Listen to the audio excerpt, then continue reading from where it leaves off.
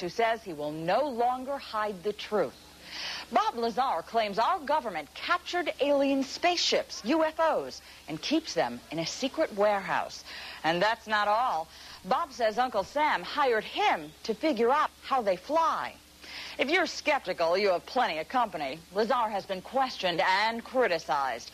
He even had to take a lie detector test, and that's when some people started believing him. Dan Housley has the inside report. The man who wants to blow the lid off what could be the greatest story never told, and the people who seem to be trying to stop him.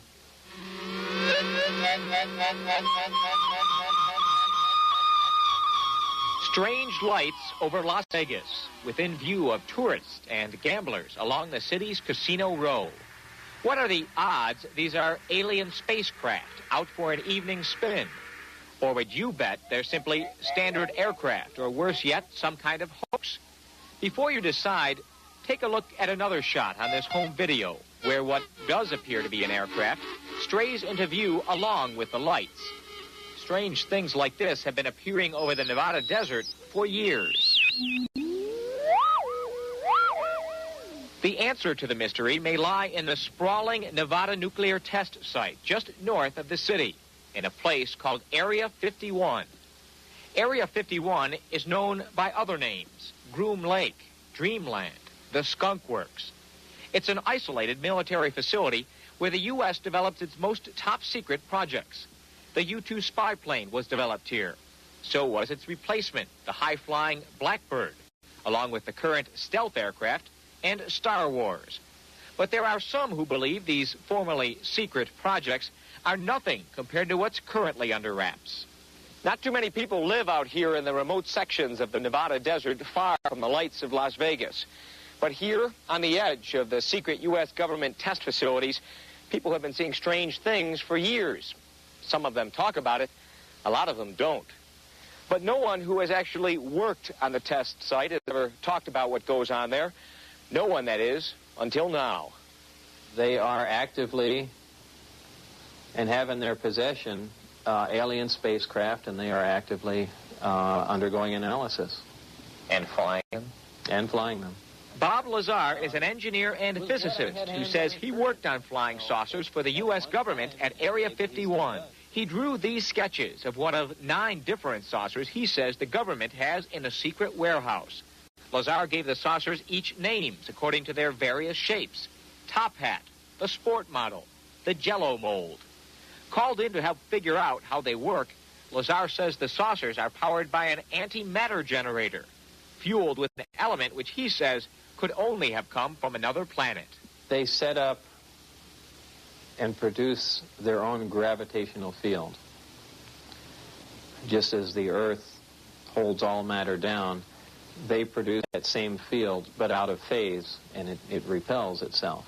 The effects that can cause, the way in which everything operates is by all intents and purposes, magic. I mean, it is so far beyond our level of technology. Now, before you toss Lazar on the pile with all the other UFO wackos, understand that he willingly agreed to take a lie detector test, requested and independently arranged by a Las Vegas reporter. Terry Tavernetti is the ex-cop who administered the test.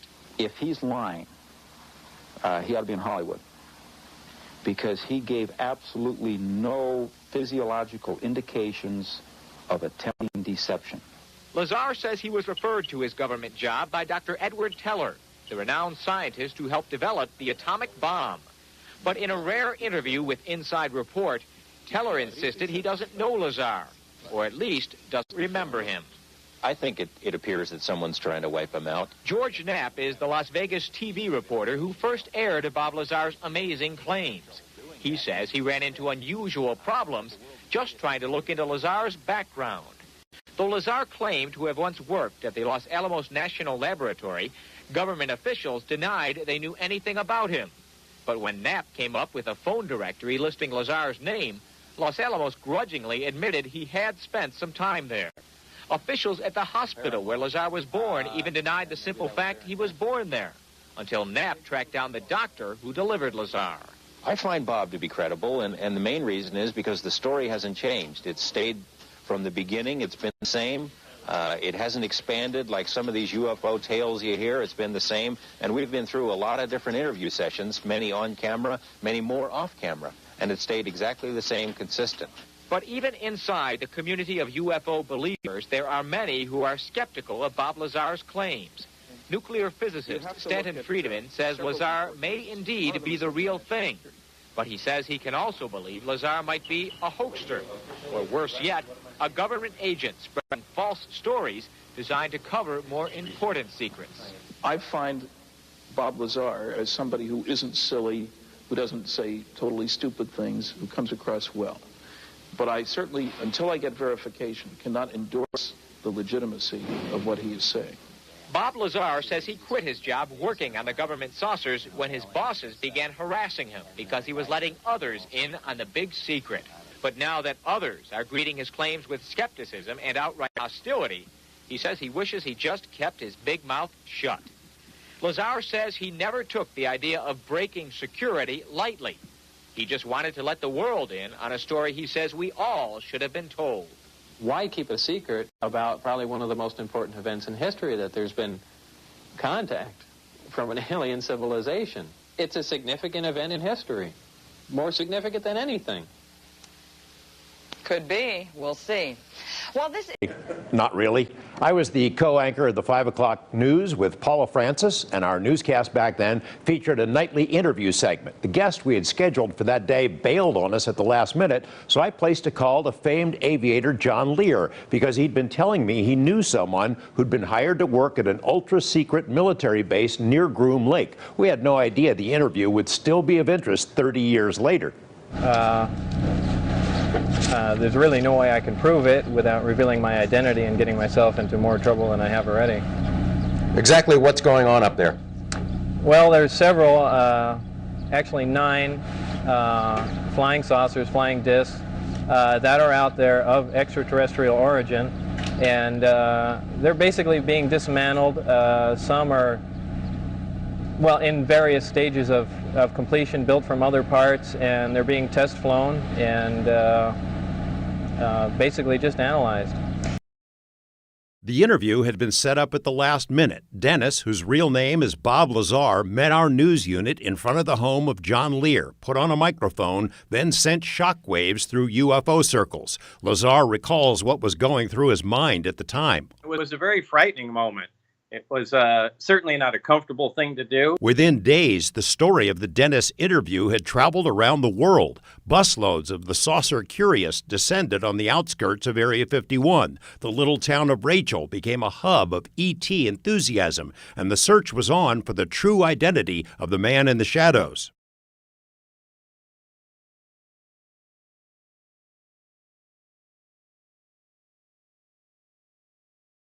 When Lazar had told us he was concerned about getting into more trouble than he was already in, he was referring to this. 2 months before the Dennis interview, Lazar began taking a few friends out to the desert on Wednesday nights. They focused their attention not on Groom Lake, but in the direction of Papoose Lake, which is where Lazar said he worked, a facility he called S4. And sure enough, on each of 3 outings, the groups witnessed a glowing disk rise above Papoose, even though officially there has never been a base or facility there. How did he know? 3 decades later, the public is still fascinated with the story Lazar unleashed. I was, very worried at the time about repercussions, and of course had no idea that we would be talking about this 30 years down the road.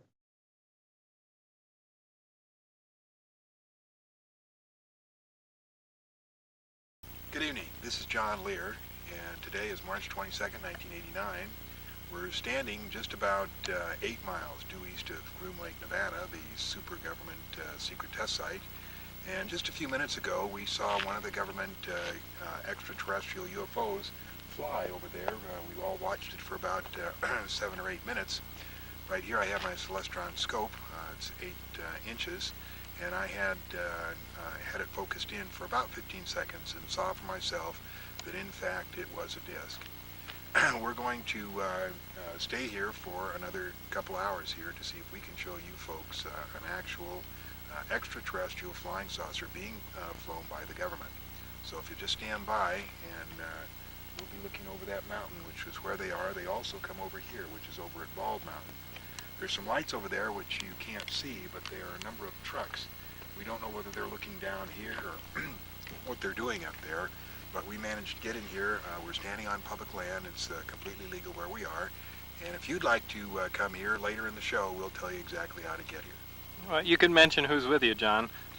We have Bob Lazar, and we have Jackie Lazar, Bob's wife, and we have Gene Huff. And this mission was organized tonight by Bob Lazar, who is a theoretical physicist who works at Groom Lake.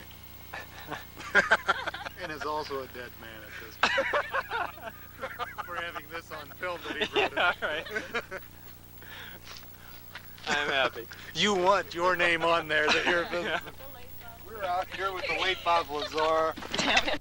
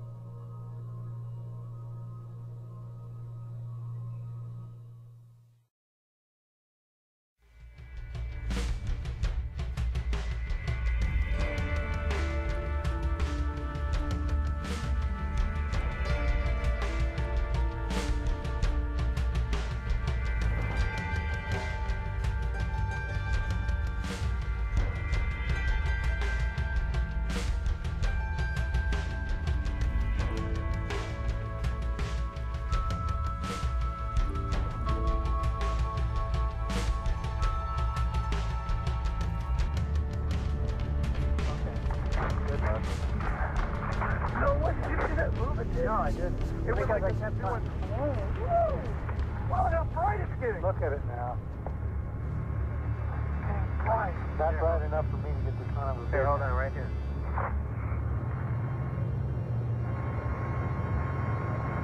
Are you there? No.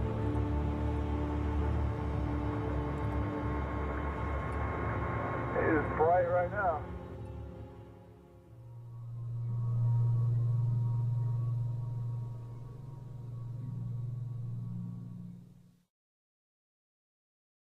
What's going on up there could be the most important event in history. You're talking about contact, physical contact and proof from another system, another planet, another intelligence. That's got to be the biggest event in history, period.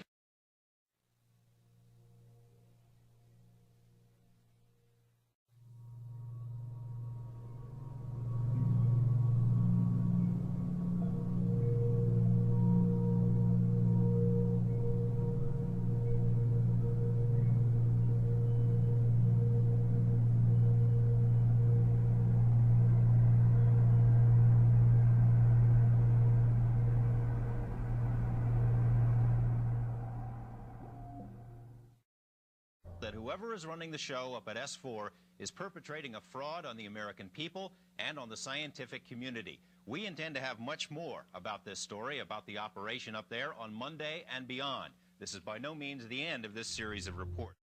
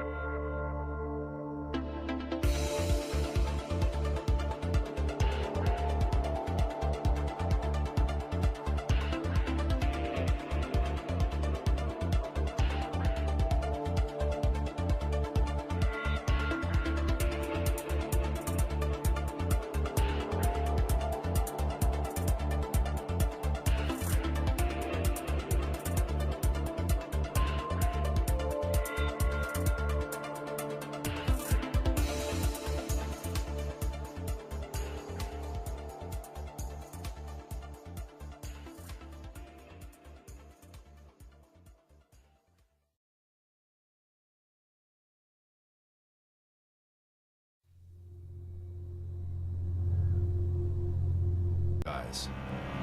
But the search for proof of extraterrestrial intelligence has produced disappointing results.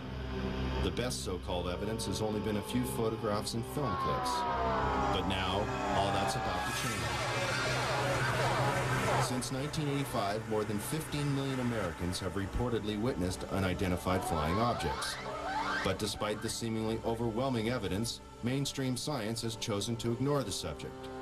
But now, for the first time in history, one of the greatest mysteries of this century is unraveling. A former government scientist has come forward to discuss the military's classified work on extraterrestrial spacecraft.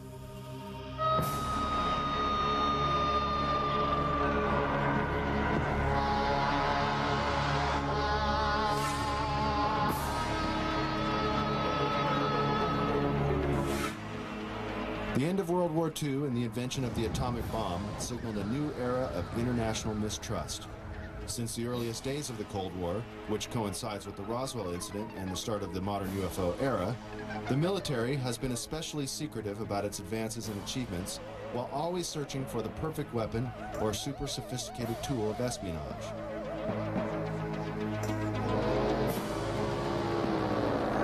High-tech surveillance equipment around the world, and even in space, has allowed global intelligence to see and be aware of many things that the common civilian cannot even begin to imagine. The military recruits many talented civilians when special expertise is required. And propulsion systems expert Bob Lazar claims he was one of them.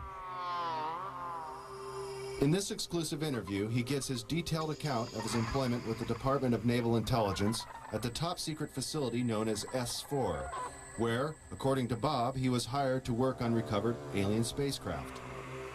This now not-so-secret military base at Groom Lake, Nevada, is known as Area 51, or Dreamland, as insiders like to call it. Born in 1959 in Coral Gables, Florida, Bob has lived much of his life in Las Vegas, Nevada. With degrees in physics and electronics from MIT and Caltech, he has dabbled in everything from chemistry to fireworks in an effort to understand the finer points of propulsion. He has even assembled a jet car with a 22,000 horsepower engine salvaged from a Navy F-3D Skynight that is capable of land speeds of over 350 miles per hour. Fate took a serious turn for Bob in 1982. Arriving early for a lecture at Los Alamos National Laboratory in New Mexico given by Dr. Edward Teller, one of the inventors of the atomic bomb, Bob was able to meet and talk to the famous physicist.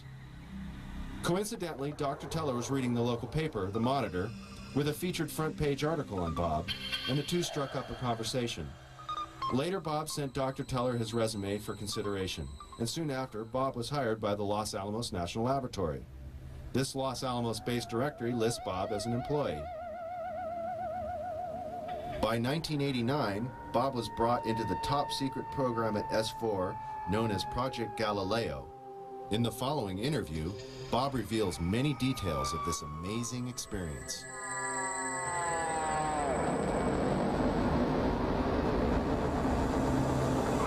Did you witness any disk technology at Area 51? No, there was absolutely no ET craft, ET technology, anything like that at Area 51. This is why S4 was made specifically to separate it there. People at Area 51 do not have the clearance. How long were you employed at S4, and when were you hired? When was I hired at S4? I guess early '89, and I was probably there only about 6 months or so, on a very infrequent basis. How were you transported to and from work? At the time that I was working there at McCarran International Airport in Las Vegas, there was a Special Projects EG&G building. When I was told to go to work, I drove there, parked my car there, and got in a plane at the airport, flew to Groom Lake, where I deplaned and waited for a bus, and the bus drove me down to S4. The S4 facility is an area just off the Papoose lake bed, dry lake bed, and it consists of 9 hangars. The hangars have sloped doors on them with a sand texture coating. around the opposite end of the hangars, there's the standard entrance where you're dropped off at, go through a security check, and inside there's a small complex. There is some office space, there's several laboratories, the hangars themselves, of course, and a few other places. I didn't have free rein to go wherever I wanted to. Everywhere I went to, I was essentially escorted, so that was really all about that I saw. Inside the facility, what was the basic layout? Were there underground levels? I don't think there were any underground levels to it, though there could have been. I don't think it was, you know, an extensive underground facility. It just looked like an installation that was butt up against a mountain.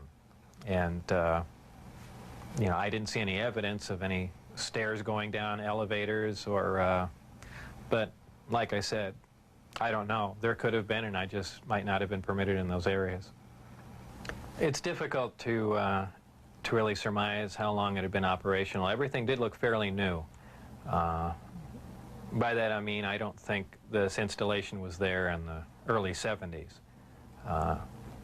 Nothing was worn. Things look fairly freshly painted.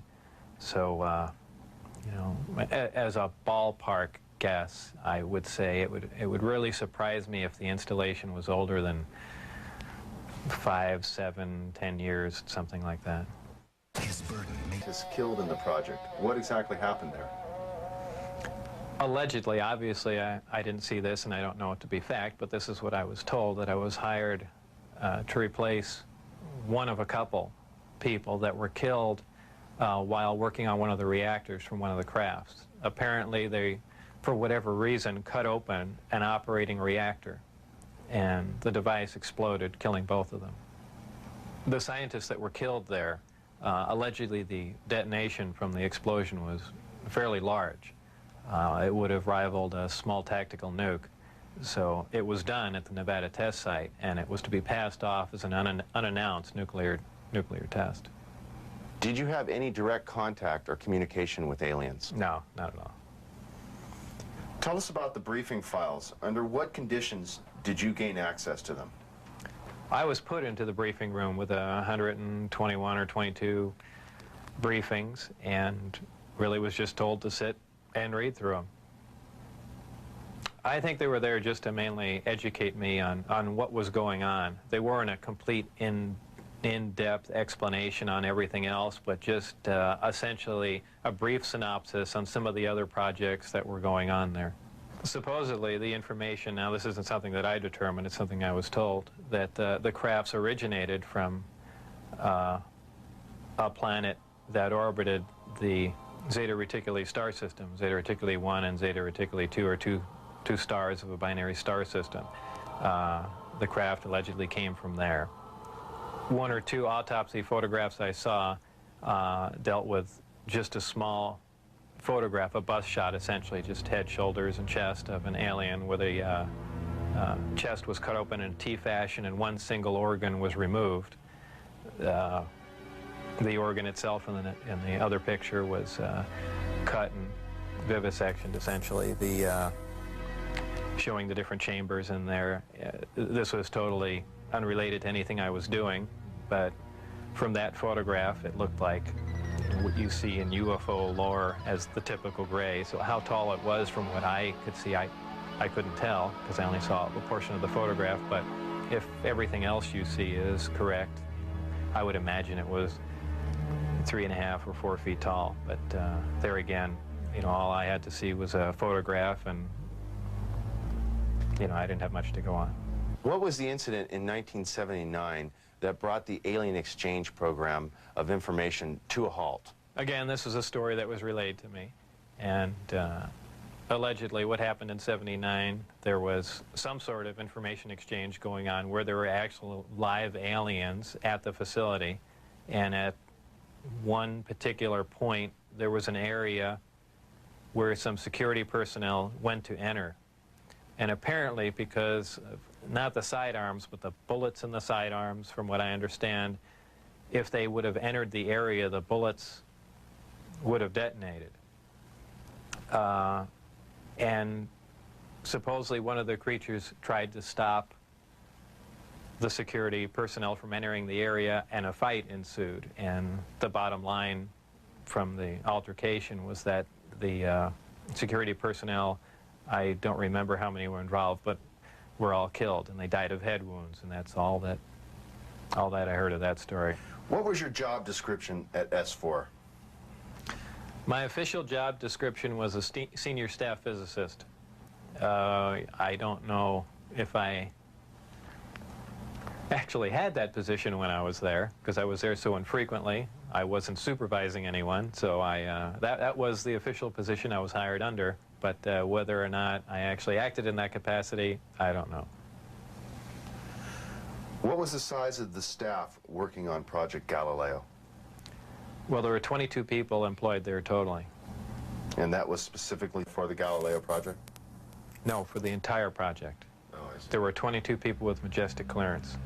I had majestic clearance. Majestic clearance was designated as clearance 38 levels above Q clearance, and Q clearance is the civilian top secret clearance. When did you see your first disc?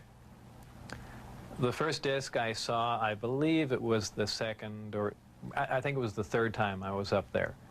Normally the bus pulled around to the opposite end of the facility, which was the main entrance, and that's where we went in.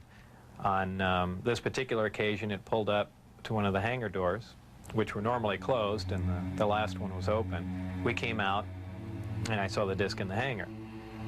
Upon seeing it, it struck me that, well, this explains all the UFO sightings. Not thinking that it was an extraterrestrial craft, that this must have been some advanced form of fighter that we've been working on for years, and, you know, people have just caught it being tested, so on and so forth. And it never even occurred to me, even though I was looking at an extraterrestrial vehicle, that, you know, this wasn't man-made. When did you realize the craft was not of earthly origin? Well, it probably really hit me when I got inside the craft and looked around and began to understand how the craft was operated, and finally grasped the whole project as a whole, as what we were doing, the fact that we weren't building this thing, we were trying to find out how it was made. We were back engineering it. What is back engineering? Well, back engineering is taking a finished product and finding out how the device or product was produced, and essentially determining whether or not you can duplicate it. Now, scientists aside, what was your emotional response? What were you thinking were the implications to the world or man in general from these revelations?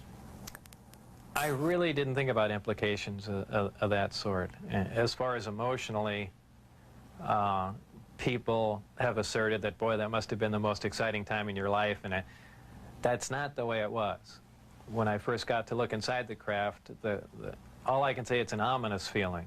You walk in there, and it feels as if you shouldn't be there. I know that sounds kind of corny, but it's a real ominous feeling. It's not an exciting feeling.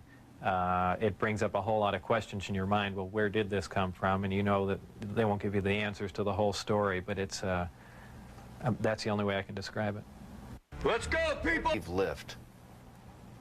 It produces a gravity wave, which is similar to the gravity wave that the Earth produces. However, the craft phase shifts the wave. In other words, it turns the wave not really in an opposite polarity, but something to that effect, where it will work against the natural gravity wave of the Earth, and it produces a lift in that effect.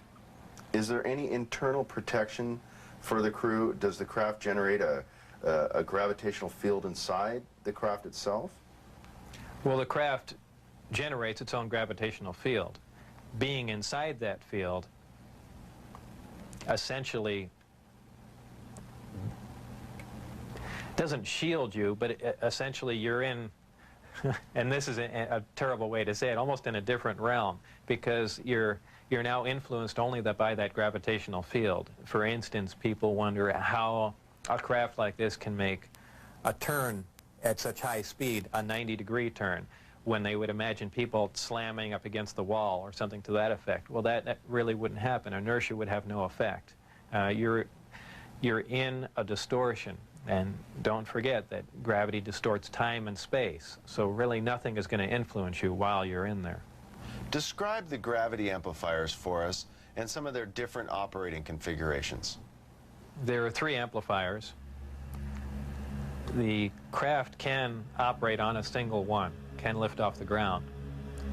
The way in which it's propelled are 2 different ways. There's what they call Omicron configuration, where the craft is using one generator, or Delta configuration, where it's utilizing all 3. Delta configuration would be for space travel.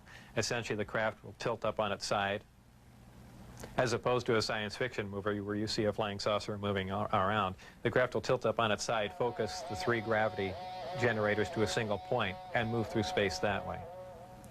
Moving around the source of gravity is a problem to a disk because it's interference, essentially.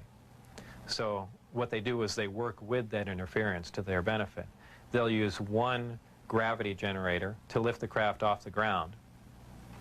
And as opposed to what we're used to, for instance, a plane, once it's in the air, we envision thrust or some force coming out the back of it to push it forward. The crafts work completely opposite of that.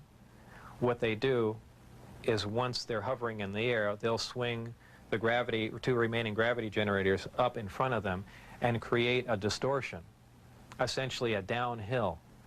And the craft rolls downhill for infinity. It's always chasing a little distortion. That's why they look goofy when they fly around at low speed, because they're essentially, and any time you run over, you know, the gravity field around the Earth is not completely constant and stable, depending on the minerals and density of the Earth underneath it. The gravity will vary somewhat, and you will get odd movements of the craft. So its low-speed mode is kind of unstable for the most part. I only witnessed one test flight up close, officially. That I was just inside the hangar. The test was going off probably, you know, just as the sun was going down. And it was a low-performance test. I believe there were some pilots or test pilots in the craft. The craft must have been retrofitted to fit them, because the seating arrangements were really not accommodating. They were in radio communication with the craft, which is kind of surprising to me, because the gravity waves that the craft was producing should have distorted the radio waves also. So apparently there's something there that I don't understand. The craft lifted off the ground, virtually noiseless, other than a small corona discharge on the bottom of the craft, indicating the presence of high voltage. That dissipated at about 30 feet, and it stood there completely silently, and moved over to the left, to the right, and sat back down. That was the entire test. However, that was an extremely impressive test. Maybe to someone that really knows little about science or anything, that wouldn't be a whole lot, but you have to realize this craft was about 52 feet in diameter. I don't know exactly how much it weighed, but it weighed a lot. And this was quite a scientific feat, to lift something completely silently, under control, and you know, perform a maneuver like that. The craft itself was, I assume it was metal. It was cold to the touch, that's why I say it was metal, but it was a brushed aluminum, actually just an unfinished stainless steel, not shiny finish to it. Had no seams. It was as if it was injection molded from one giant die. I was completely amazed. I can't really reflect on how it made me feel, but that was exciting. How would you define gravity? Could you describe in layman's terms its basic principles for us? Gravity is something difficult to explain because it's something that we essentially don't understand. It's just something that we can observe. Not much is really known about gravity. There are many theories about it, but they are just mainly theories. There's theories of gravitons, which allege that these subatomic particles that act like an attractive force like gravity that exchange between two pieces of matter. There's also a theory that gravity is a form of wave, an electromagnetic wave. But basically, gravity is a force. It's the attraction, it's the inherent property of matter to have gravity, a mutual attraction for each other. And it's basically all that we really know. Modern science, current science right now, identifies one gravity. It's one force in nature. Apparently, through research at S4 or information gained from one of the crafts they were researching there, it appears that there are two different forms of gravity. One form works on an atomic scale, on subatomic particles, holding pieces of matter, holding atoms themselves together. Another works on a larger scale, the scale we're most familiar with, holding planets in orbit, holding ourselves to the ground, things of that sort. Because it produces a gravitational field, I wouldn't say the craft is invisible during the day. However, if you're under the craft, because of the way the gravity is being used, gravity bends time and space, and it bends light. If you are looking underneath the craft or from certain vantage points, you will actually see what's above the craft. It's really a trick of the way light bends under the influence of gravity. For instance, we can see stars that are behind the sun, that are blocked from our view by the sun. The reason we can see them is because the sun is a tremendous gravitational field, and it's bending the light around it where we can see the star. Space-time and gravity are all essentially interrelated. They all act on one another. Gravity bends space. Gravity also distorts time. When you vary one, you essentially vary the other two. If you, as an example, if you have a massive body, say a planet or something that's making a lot of gravity, producing a lot of gravitational waves, if you will, it distorts space. It bends space to it. It also slows down time. These things aren't theories. We know them to be true.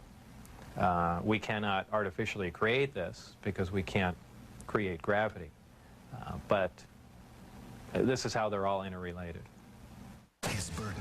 We're traveling at the speed of light. There are several problems traveling at the speed of light. Just a couple of them are the fact that as your speed increases, so does your mass proportionally. In other words, the more energy you put in to go faster begins to slow you down by the fact that it's converted into mass. You have other problems like just traveling at such an extreme velocity, navigational problems, the fact that you might run into little tiny micrometeorites at speeds like this. They would undoubtedly destroy your craft. There's just a whole host of problems that you're going to run into just attempting to do something like that. Aside from the fact the amount of energy required to accelerate to the speed of light is horrendous. Could you briefly describe Project Looking Glass and Project Sidekick for us?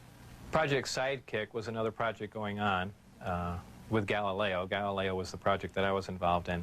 Sidekick dealt with any of the weapon potential of the craft, whether or not the craft had a weapon in it or could it be used as a weapon, but it had something to do with some sort of particle beam configuration where the gravity generator can be used as a lens to focus a weapon of some sort, similar to the SDI device we were working on in the 80s, but with the potential of a focusing device using the gravity generator. And Project Looking Glass? Project Looking Glass dealt with the distortion, the fact that there's a time distortion, essentially looking back in time, and by that I do not mean looking back years ago to see the wagon train days. They're looking for distortions that are milliseconds in time, and what that was used for, I don't know, but that was just observing the time, the time distortion, time dilation phenomena of the craft in operation. What is element 115? Is it found here on Earth, or is it strictly an extraterrestrial material? 115 is strictly an extraterrestrial material. It probably occurs naturally in some other places maybe other star systems. Some people not familiar with science or chemistry say, well, that's ridiculous. All the elements occur on Earth, but that's not true. There are elements on the periodic chart that aren't found on Earth. I believe the Heavy Ion Research Lab in Darmstadt, Germany, has reached element 112 recently. So 115 isn't that far away. And when they synthesize it, it's not like they're making a couple ounces of it. They're talking about 1 or 2 atoms of it. To make any usable quantity of a heavy element like that is virtually impossible. Element 115 is in the top of the reactor. And the base of the reactor apparently is a small, something similar to a cyclotron. It's a particle accelerator. A particle is accelerated to high speed and then deflected up a small tube, and it's aimed at the 115. This transmutes the 115, similar to the way we do that in a normal particle accelerator. This causes a reaction, a radiation emission that we really haven't seen before. It produces antimatter. This antimatter is guided down a tuned tube and reacts with a gas. When matter and antimatter react, they convert to 100% energy. This energy is converted, heat energy, is converted to electrical power in the reactor itself. This is done through a thermoelectric converter. And this electrical power is used to power other subsystems on the craft, though there is no wiring, as we would know it. Also, that's almost a byproduct of the reactor. The reactor also sets up a gravitational wave from the 115 being bombarded. This gravitational wave is present at the top of the reactor and is essentially guided in the same way microwaves are guided, through tuned tubes. And this goes to their amplifying cavities and through the projectors that are in the bottom of the craft. With the gravity generators running, is there thermal radiation danger to the crew? There is no thermal radiation while the reactor's running. The thermionic generator is 100% efficient, which is in violation of the first law of thermodynamics. But in fact, it works. Element 115 is stable. And for those familiar with chemistry, we know that elements with higher atomic numbers have shorter and shorter half-lives. However, when you reach a certain point, they call it the island of stability. There is a place, and we've theorized this for a long time, somewhere around 114 to 116, there should be an area in there where the nucleus of the atom is geometrically stable with protons and neutrons, where it no longer decays. It's not radioactive. 115 is, in fact, this element. In fact, it does occur again somewhere around element 247. Of course, we're nowhere near synthesizing that. We can only, predict things like that. But that's where 115 is. Did the aliens, give us element 115 in large quantities? Whether or not it was given to us, I can't answer that question. However, I was told that we have 500 pounds by one of my co-workers. How it was obtained and where exactly it came from, I don't know. Whether it came in one of the crafts or it was separate cargo somewhere, anyone can speculate. But I was told that was the figure. You were able to get away with a sample of element 115. How much did you get away with? No comment. Several nighttime test flights, unofficially, while off the base. What did you see? The test flights I saw off the base, actually the best test flight was witnessed by my friends who I had brought out there. At the exact moment the craft was hopping around and doing some really impressive maneuvers, I had turned around and I think was looking for the video camera or something to that effect. But I missed some of the most impressive maneuvers. But the craft was similar to what was done before that I had seen close up, other than the fact that it went above the mountain range, moved a much greater distance at a much higher rate of speed. How were you able to find out about the test flight schedules? The test flight schedules were told to me. specifically because I was probably going to have to be present during those times. And at that time, the test flights were taking place on Wednesday nights. And from what they said, that was because that was statistically the least amount of traffic in the area. And that's all that they were concerned about.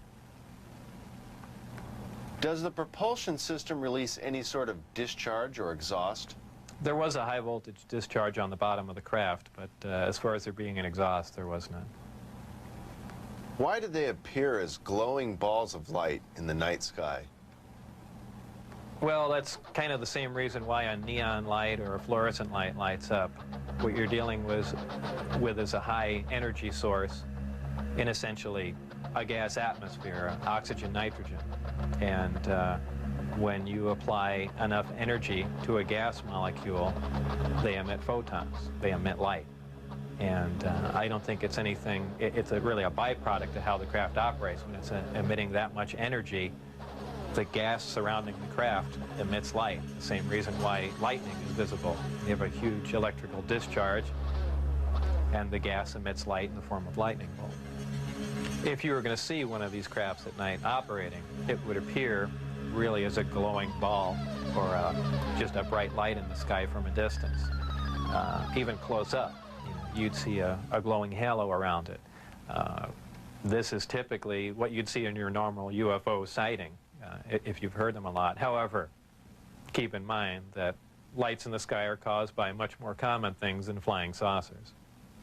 Tell us a little more about the aurora you witnessed taking off out of Area 51. It was a large craft, and the one glimpse I got of it was from the rear, and it had two huge square exhausts with vanes in them. And it was just, it sounded more like a rocket than a jet. I don't know.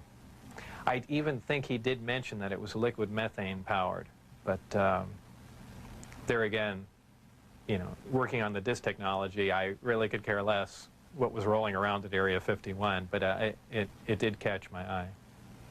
As a result of going public, have there been any attempts made on your life? One day when I was getting on Interstate 15, driving down Charleston Boulevard, a car came up alongside of me, and I thought he was just trying to race me to get on the freeway. This was after I had left the project. It was a white, boxy-looking car. Exactly what make and model, I don't know.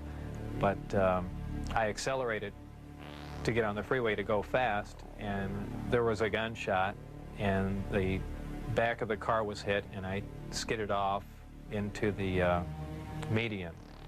And I stopped, and I was frightened, and I just stood there because I thought the guy was going to be alongside of me and just shoot me. I had nothing to do. I was essentially paralyzed with fear, and I waited there, and then nothing else happened. And do I know it was a government agent trying to kill me? No. Could it have been a drive-by shooting? Maybe. You know, so it was an attempt on my life, but by who specifically, I don't know. Though I was threatened before I had left, that they threatened my wife's life and my life, so I can only put two and two together and say that they were kind of pissed at me. In an earlier interview, you had mentioned that they had put a gun to your head. Tell us about that. That was after we were caught out when I had the test flight schedule, and I brought some friends out to show them the disc test. We got caught out there, and the following day I was debriefed down at Indian Springs Air Force Base. And I was in the room with the security guards that caught us, my supervisor and some other people, and some other security personnel. Yeah, they were essentially grilling me about security and, you know, how could I possibly bring people out there, and I guess I wasn't as responsive as they would like, and they got in my face, and one of them pulled a sidearm out, you know, just pushed it against me. Have you maintained any contacts with your colleagues out at S4? No, I never heard from anyone other than for a very brief time after I left. Dennis, who was my supervisor, did try and make contact with me at the meeting place was the Union Plaza Hotel, And I took a friend of mine, Gene Huff, down there, and another friend, a former colleague and scientist from Los Alamos. And we saw him, but I also did recognize some security personnel walking around there from S4. So whether or not it was a setup or what was going on or he was trying to talk to me, we never found out, and we left. It just was a real strange situation. I never heard from him since. As we enter the 21st century, how has your experience changed your beliefs? Well, if you want to word the question, how are my opinions changed? I would say considerably. And before I was at S4, I was more or less one of the guys that thought, you know, all these government conspiracy and UFO buffs and things like that were complete lunatics. I even remember before I was involved there, a friend showed me a little newspaper clipping and said John Lear was giving a lecture who was touting that aliens from another world came to Earth and there's 70 different species. And I remember laughing on the phone that this guy had lost his mind. And I was also under the impression that, you know, boy, the government's all for the people and they, you know, they're out here to protect us and all that. You know, after the experiences I had there, everything is completely turned around. You know, the government is doing everything but looking out for us. I mean, the only thing they're looking out is for themselves. You know, obviously the ET craft do exist. Something had to build them, so there must be aliens.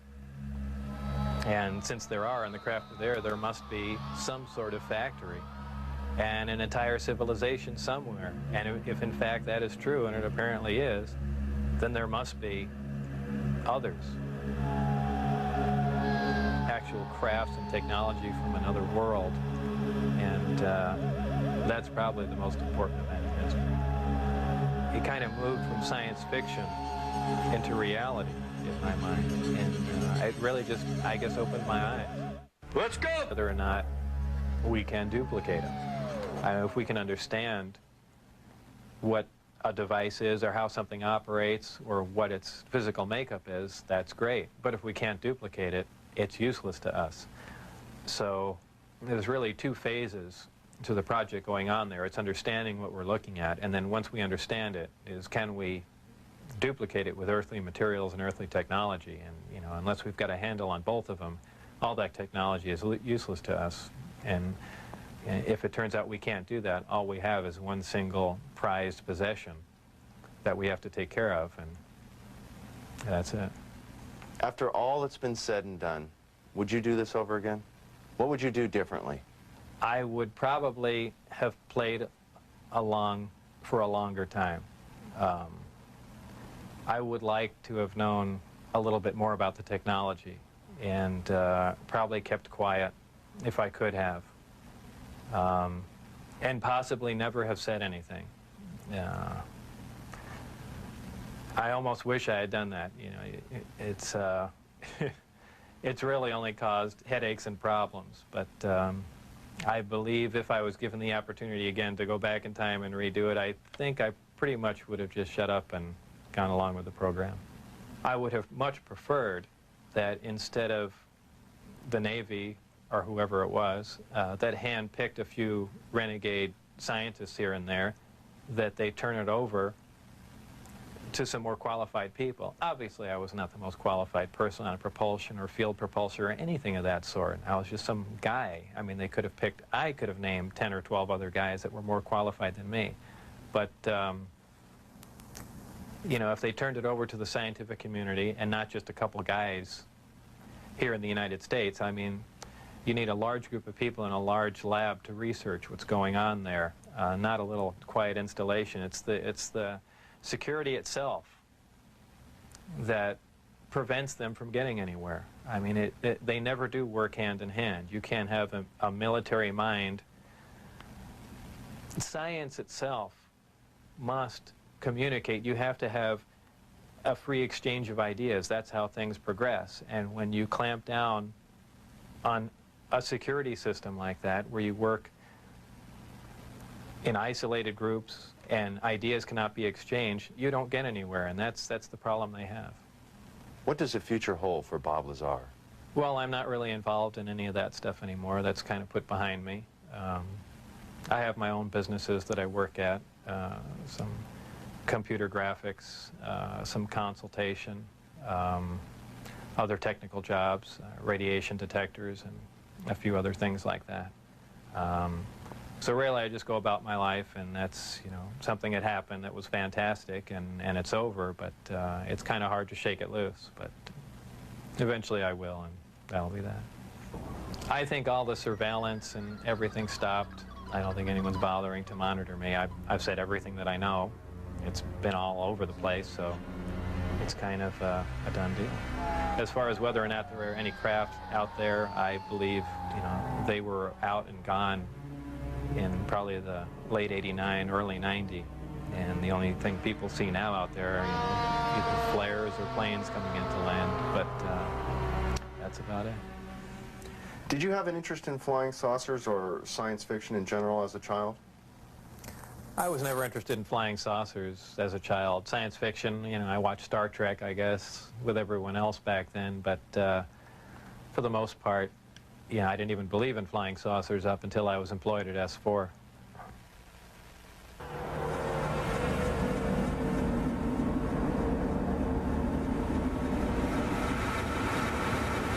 I couldn't help at one point in my discussions privately with General Secretary Gorbachev, when you stop to think that we're all God's children, wherever we may live in the world, I couldn't help but say to him, just think how easy his task and mine might be in these meetings that we held if suddenly there was a threat to this world from some other species, from another planet, outside in the universe.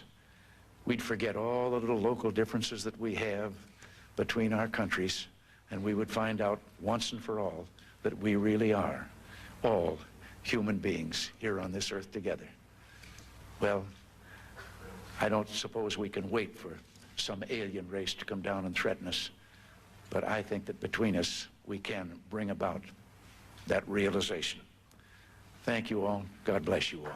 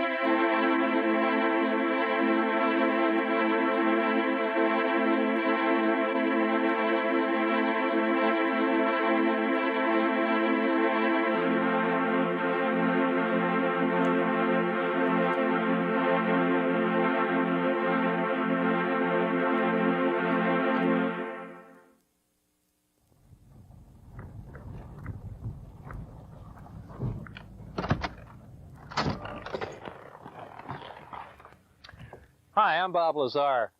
During late 1988 and early '89, I worked on the propulsion systems of extraterrestrial vehicles for the United States government. The hardware and technology I was exposed to should be placed in the proper hands of the scientific community, and it is the right of every person on Earth to know that there is physical evidence which proves that there is life elsewhere and that at least one form of that life has been here. For those of you whose information about me is limited to this video, I'll give you a brief background. I'm a physicist. I have degrees in physics and electronics technology.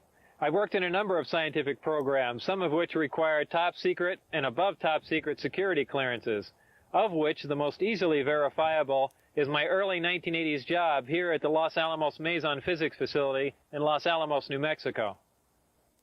Between December of '88 and April of '89, I worked as a senior staff physicist in what has to be the most secret project in history. My place of work was a facility at an area known as S4 on the Nellis Air Force Range in central Nevada. Area S4 is located approximately 15 miles south of the infamous Area 51 installation at Groom Lake. where the U-2 and SR-71 spy planes were developed. For the duration of my employment at S4, I was paid by the United States Navy. For the purpose of this video, I'm going to segregate the information contained here into two separate parts. The first part will deal with information with which I've had hands-on experience and personal instruction.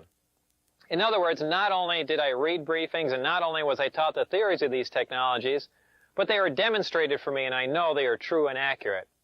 Some of the points covered in this first section will be how vast distances of space are traveled by virtue of an intense gravitational field, how this gravitational field is generated,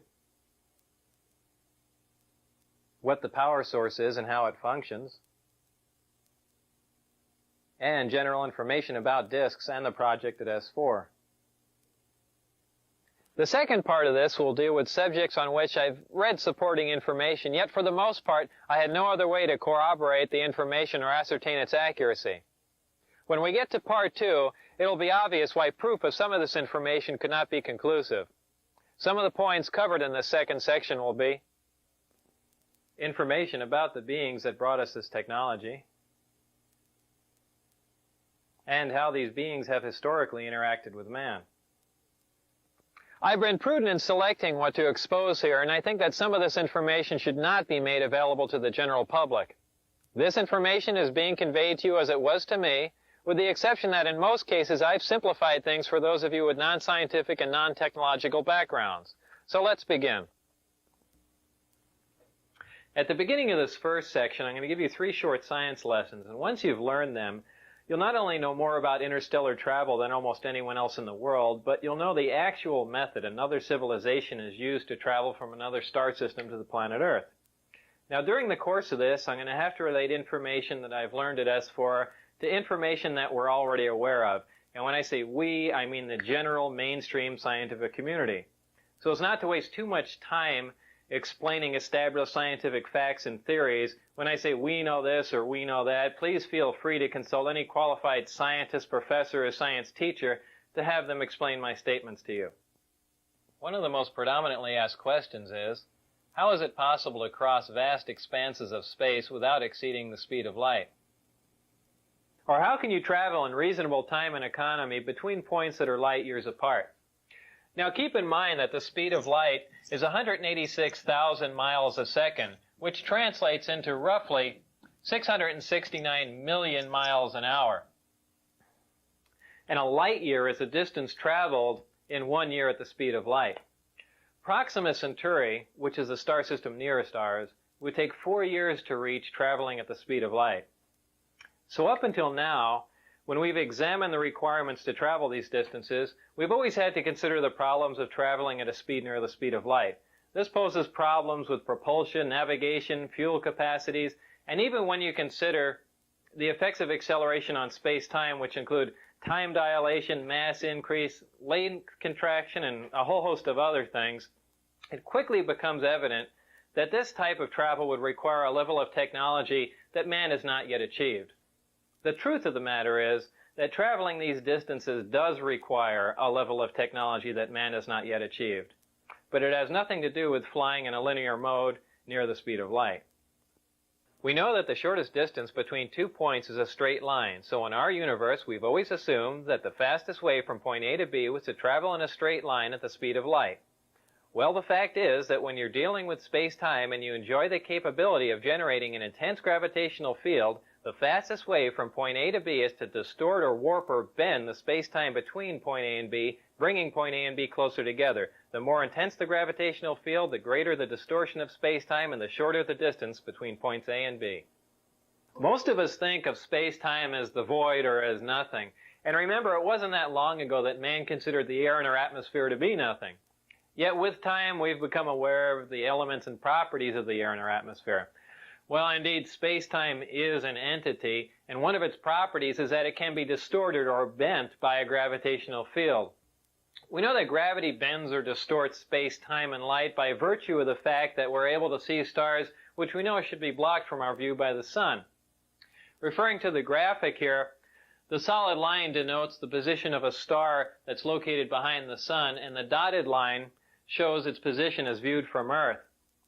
This is made possible because the sun's gravitational field distorts the space, time, and light around the sun, allowing us to view stars which should be hidden from view. We know that gravity distorts time by virtue of the fact that if we take two identical atomic clocks and keep one at sea level and take the other one up to a high altitude, when we bring them both back together, they reflect different times. The difference in this passage of time is caused by the fact that a gravitational field weakens the further you get from the source. So the atomic clock which was taken to the high altitude was exposed to a less powerful gravitational field than the clock which we kept at sea level. The effect of a gravitational field on space-time is something that we've been able to observe, but not to experiment with. This is due to our inability to generate a gravitational field. And up until this point in time, great mass such as a star, planet, or moon was the only source of a discernible gravitational field that we're aware of. So just as the gravitational field around great mass such as a planet distorts space and time, any gravitational field, whether naturally occurring or generated, distorts space and time in a similar manner. Now the great benefit of generating an intense gravitational field is not only can you turn it on, but you can turn it off. If we refer back to our original illustration of space-time distortion, we can see that when we generate an intense gravitational field, we can distort the space-time and in turn the distance between the point where we are and the point where we want to be. We can then position ourselves at the point where we want to be and then stop generating the gravitational field, allowing space-time to return to its natural form. In this manner, we can travel great distances with little linear movement, and this is how space-time distortion translates into reduced distance. Now back to our original question, how is it possible to cross the vast expanses of space required for interstellar travel without exceeding the speed of light? This is accomplished by generating an intense gravitational field, distorting space-time and allowing you to cross many light years of space in little or no time and without traveling in a linear mode near the speed of light. The next question is, how do you generate a gravitational field? Up until this point in time, I've used the term generate to describe the capability of producing a gravitational field, but since I'm not aware of any way of creating a gravitational field from nothing, a more accurate term might be to access and amplify a gravitational field. And this is what I mean when I use the term generate. To understand how gravity is generated or accessed and amplified, you must first know what gravity is. There are two main theories. The wave theory, which states that gravity is a wave, and the currently accepted theory of gravitons, which are alleged subatomic particles that perform as gravity, which is total nonsense. Well, gravity is a wave, and there are two specific different types of gravity, gravity A and gravity B. Gravity A works on a smaller micro scale, while gravity B works on a larger macro scale. We are familiar with gravity B. It is the big gravity wave that holds the Earth as well as the rest of the planets in orbit around the Sun and holds the Moon as well as man-made satellites in orbit around the Earth. We are not familiar with gravity A. It is the small gravity wave which is the major contributory force that holds together the mass that makes up all protons and neutrons. Gravity A is what is currently being labeled as the strong nuclear force in mainstream physics, and gravity A is the wave that you need to access and amplify to enable you to cause space-time distortion for interstellar travel. To keep them straight, just remember that gravity A works on an atomic scale, and gravity B is the big gravity wave that works on a stellar or planetary level.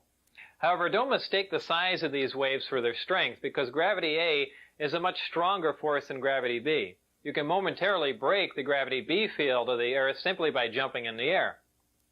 So this is not an intense gravitational field. Locating gravity A is no problem because it is found in the nucleus of every atom of all matter here on Earth, and all matter anywhere else in our universe. However, accessing gravity A with the naturally occurring elements found on Earth is a big problem. Actually, I'm not aware of any way of accessing the gravity A wave using any Earth elements, whether naturally occurring or synthesized, and here's why. We've already learned that gravity A is the major force that holds together the mass that makes up protons and neutrons. This means the gravity A wave we are trying to access is virtually inaccessible as it is located within matter, or at least within the matter that we have here on Earth. However, the Earth is not representative of all matter within our universe. The residual matter which remains after the creation of a solar system is totally dependent on the contributing factors which were present during the creation of the solar system. This is true whether you believe that the origin of the universe was an evolutionary event or that a supreme being caused this event to happen. The two main factors which determine what residual matter remains after the creation of a solar system are the amount of electromagnetic energy and the amount of mass present during the solar system's creation. Our solar system has one star, which is our sun, but the majority of solar systems in our Milky Way galaxy are binary and multiple star systems. In fact, many single star systems have stars that are so large that our sun would appear to be a dwarf by comparison. Keeping all this in mind, it should be obvious that a large single star system, binary star system, or multiple star system would have had more of the prerequisite mass and electromagnetic energy present during their creations. This makes it possible for these systems to possess elements which are not native to the Earth. Scientists have long theorized that there are potential combinations of protons and neutrons which should provide stable elements with atomic numbers higher than any which appear in our periodic chart, though none of these heavy elements occur naturally on Earth. 88 of the first 92 elements on the periodic chart occur naturally on Earth. Some heavier elements do occur in trace amounts, but for the most part we synthesize these heavier elements in laboratories. Generally speaking, the stability of these synthesized heavy elements decreases as their atomic number increases, but experiments at the Lab for Heavy Ion Research in Germany have shown that this may only be true up to a certain point, as the half-life for element 109 is longer than that of element 108. The point is that our observations and theories are accurate. The fact is that heavier stable elements with higher atomic numbers which have more protons, neutrons, and electrons than any Earth elements do exist. However, up until this point in history, there has been no physical evidence to prove this. But now that proof is here. The most important attribute of these heavier stable elements is that the gravity A wave is so abundant that it actually extends past the perimeter of the atom. These heavier stable elements literally have their own gravity A field around them, in addition to the gravity B field that is native to all elements. No naturally occurring atoms on Earth have enough protons and neutrons for the cumulative gravity A wave to extend past the perimeter of the atom so you can access it. Even though the distance that the gravity A wave extends is infinitesimal, it is accessible, and it has amplitude, wavelength, and frequency just like any other wave in the electromagnetic spectrum. Once you can access the gravity A wave, you can amplify it just like we amplify any other electromagnetic wave. To demonstrate how a wave is amplified, we can use this oscilloscope, and as you can see, it graphically depicts the tone you hear as a wave. As we amplify the tone, you can see that the size or the amplitude of the wave increases, giving us a more powerful version of the same identical wave, and thus the tone sounds louder.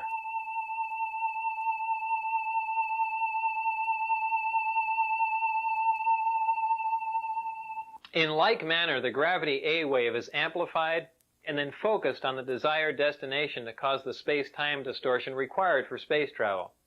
This amplified gravity A wave is so powerful that the only naturally occurring source of gravity that could cause space-time to distort this much would be a black hole. This brings us back to our original question: how do you generate a gravitational field?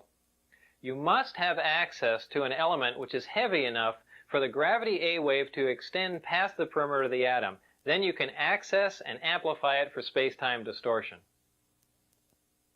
To complete our 3 science lessons, the last question is, what is the power source for this type of travel? Well, for those of you with limited knowledge about power sources, I'm sure you can probably imagine the enormous amount of power required to cause a space-time distortion for this type of travel. After all, we're amplifying a wave that barely extends past the perimeter of an atom until it's large enough to distort vast amounts of space-time.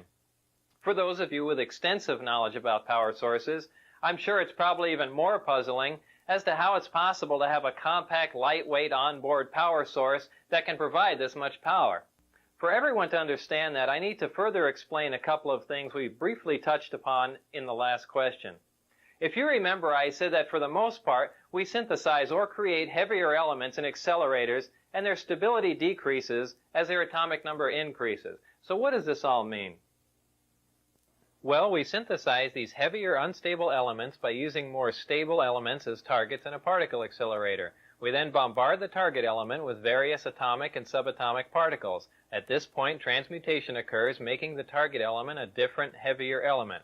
This element now has a higher atomic number, as the atomic number simply indicates the number of protons in the nucleus of the atom. So this is what I mean when I say their atomic number increases. What does their stability decreases mean? The length of time which an element exists before it decays determines its stability. Atoms of some elements decay faster than atoms of other elements, so the faster an element decays, the more unstable that element is considered to be. When an atom decays, it releases or radiates subatomic particles and energy, which is the radiation that a Geiger counter detects. As you can see, this Geiger counter is detecting the radiation from this uranium, which literally means that the Geiger counter is sensing the subatomic particles which are being released or radiated as the uranium decays.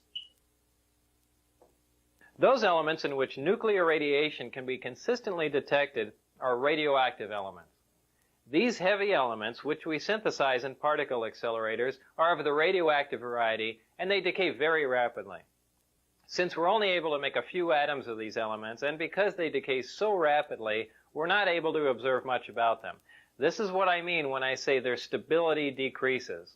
However, there are elements with higher atomic numbers which are stable, even though they don't occur naturally on Earth, and we can synthesize them in particle accelerators. These are the elements in the 114, 115 range which don't appear on a periodic chart. Beyond element 115, the elements become unstable again, and in fact, element 116 decays in fractions of a second. This finally brings us to the power source. The power source is a reactor which uses this element 115 as its fuel.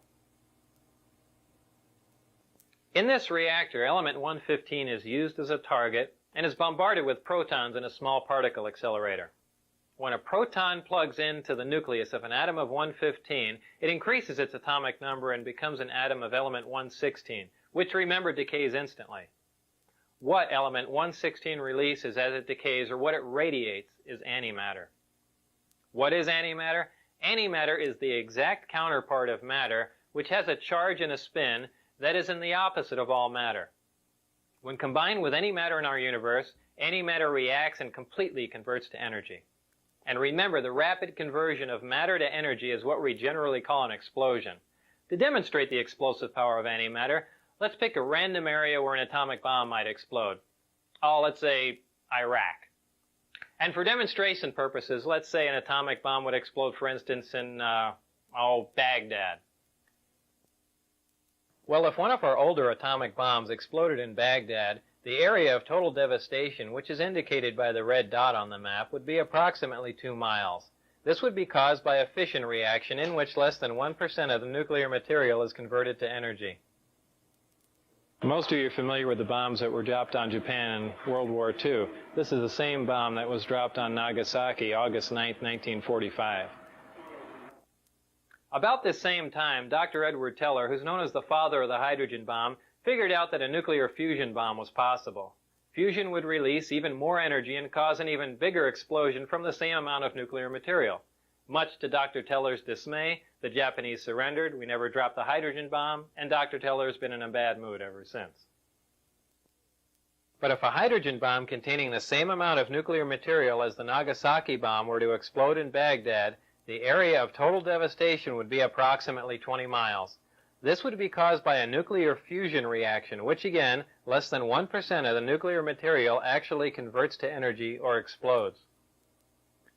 The other 99% of the nuclear material on this type of bomb is dispersed, but is not involved in the actual nuclear fusion reaction.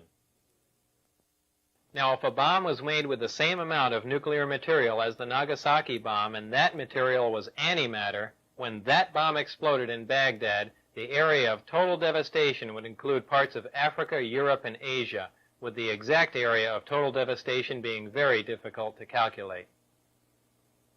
This would be caused by a total annihilation reaction, which is the complete conversion of matter to energy. 100% of the nuclear material on this bomb would explode or convert to energy. We currently have no practical way to harness antimatter into a bomb, and generally speaking, we can only isolate antimatter in a particle accelerator, and store it for a short time. This demonstrates the enormous amount of power released when you totally convert matter to energy, which is what happens when antimatter and matter are combined.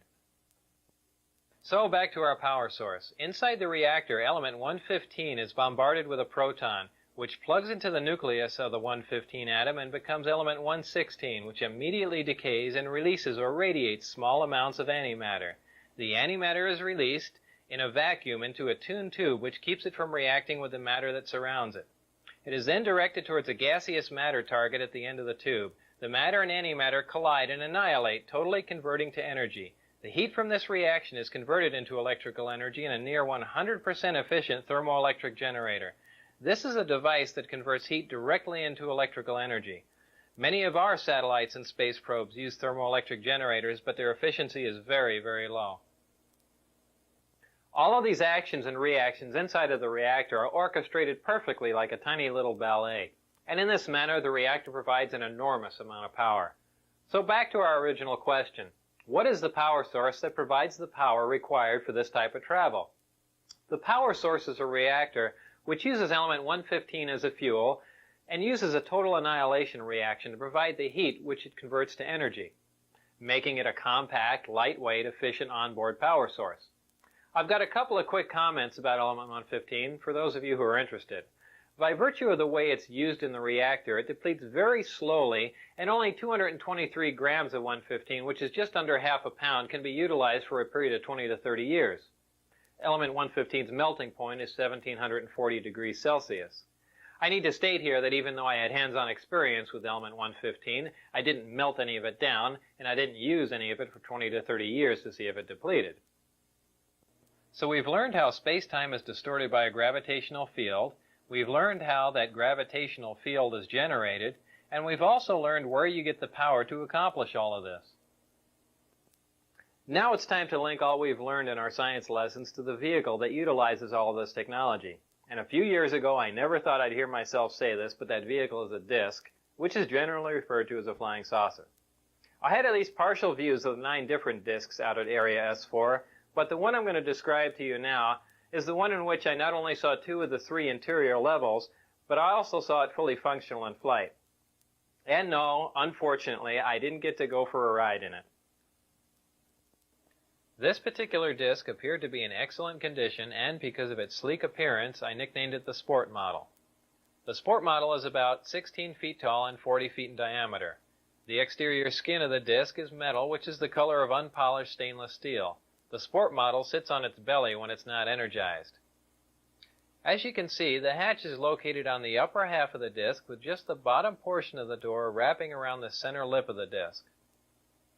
The interior level of the disc is divided into 3 levels. The lower level is where the 3 gravity amplifiers and amplifier guides are located. These are the things used to amplify and focus the gravity wave that we learned about in our science lessons. The reactor is located directly above the 3 gravity amplifiers on the center level and is in fact centered between them. The reactor is similar to this half-scale model. The element 115 is machined into triangles like this and is then inserted into the reactor.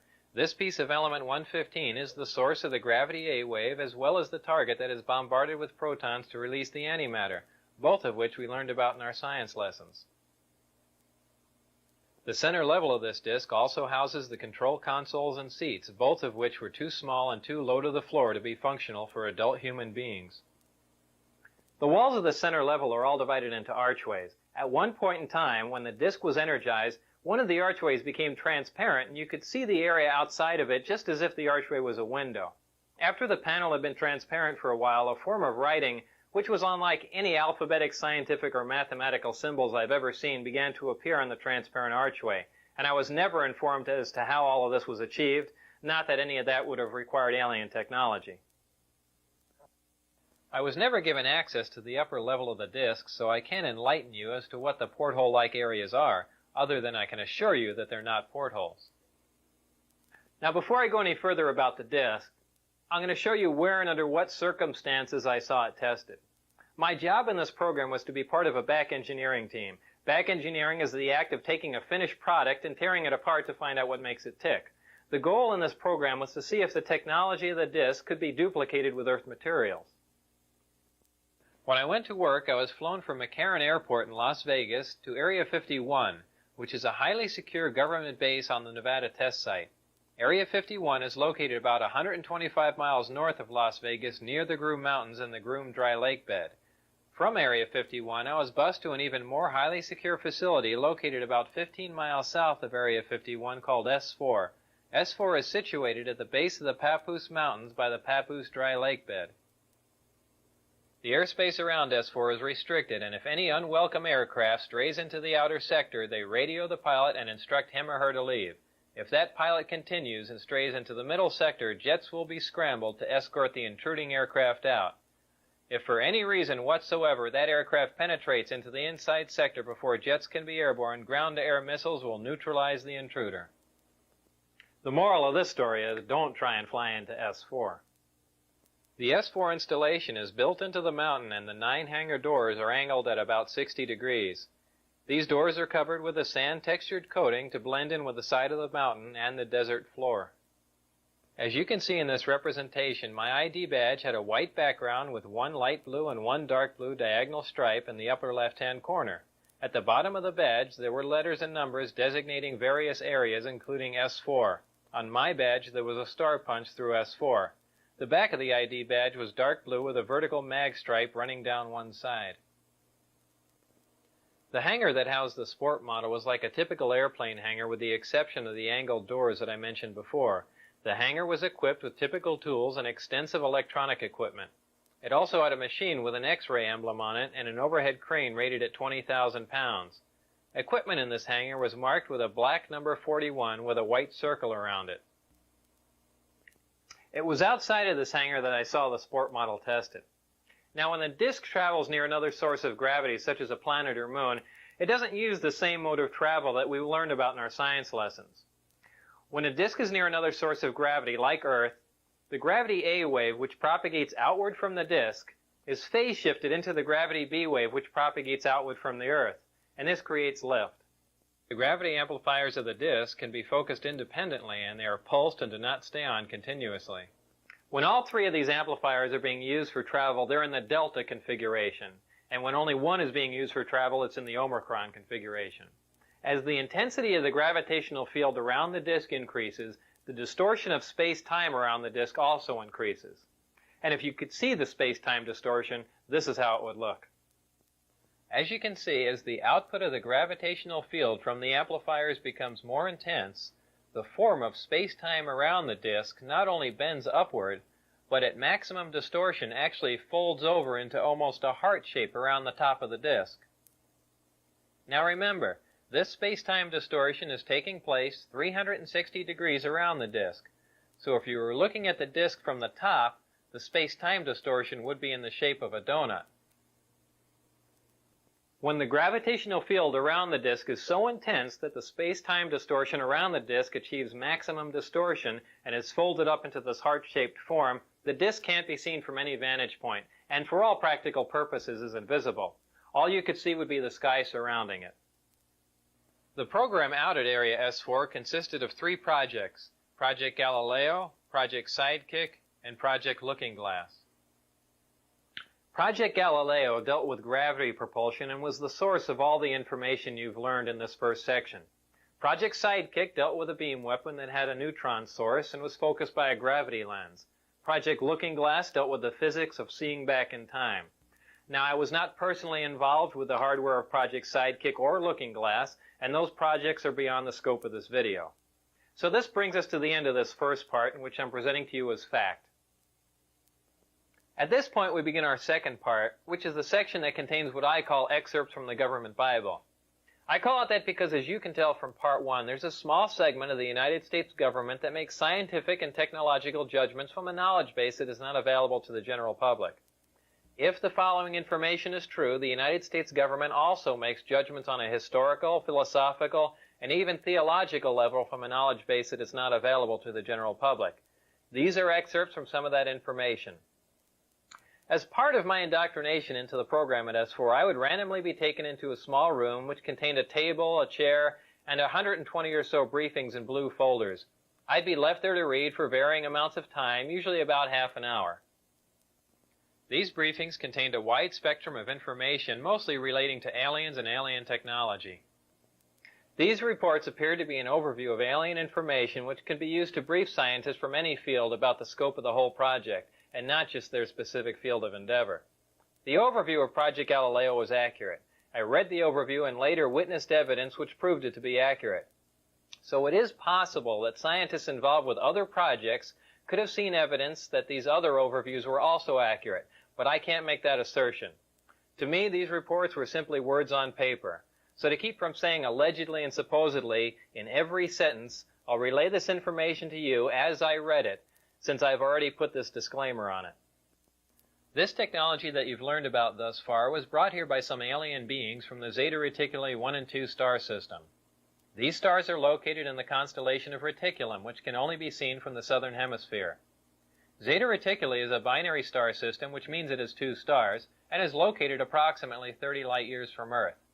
These beings are from Reticulum 4, which is the 4th planet out from Zeta Reticuli 2.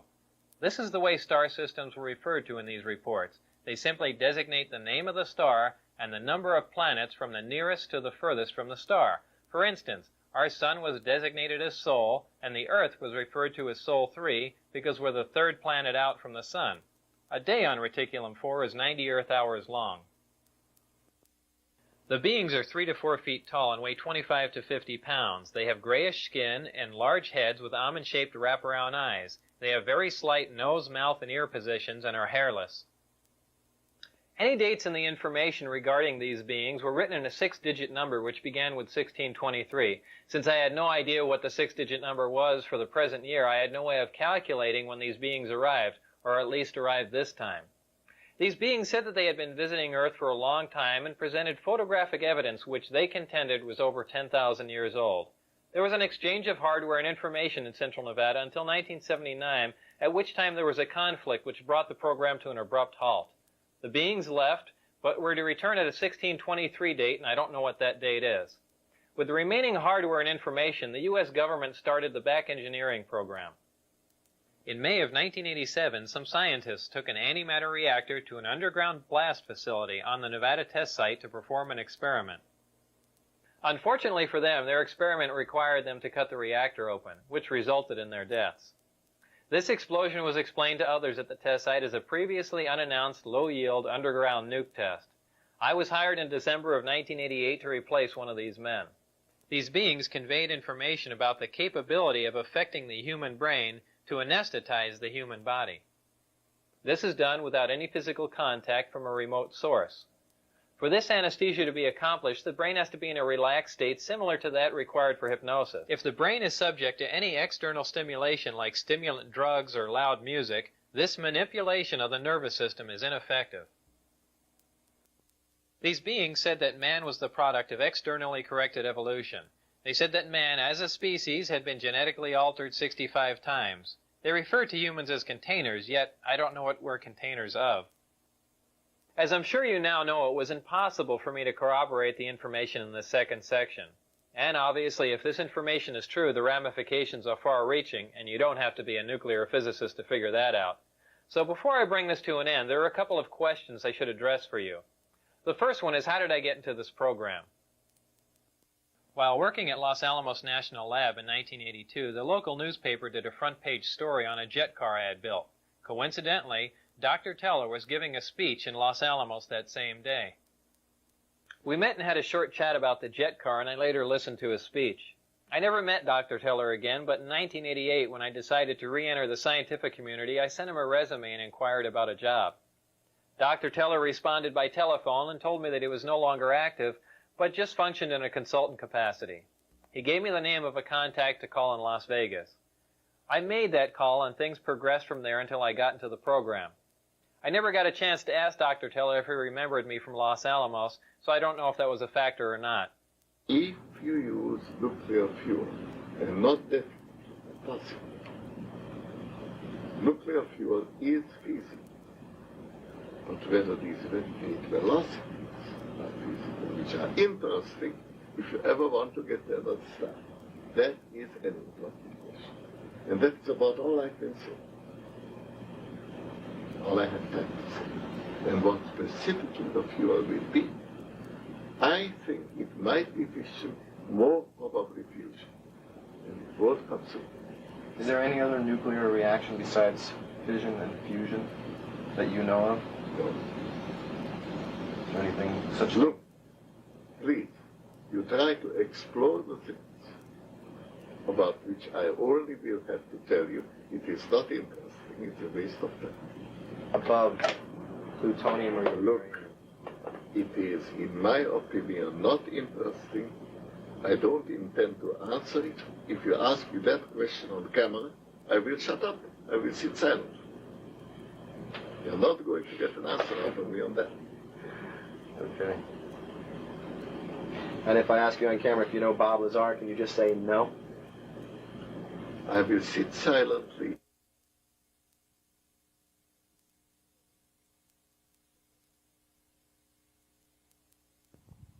The second question is that if all I've just presented to you is true and the government is keeping this a secret, how can I make a video telling you about it?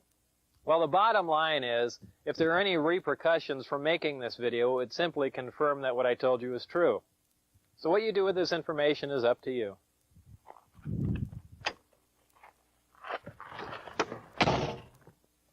Remember, not everyone who sees a disk in the sky is crazy, so keep your eye on the sky, especially here in central Nevada, and thanks for listening.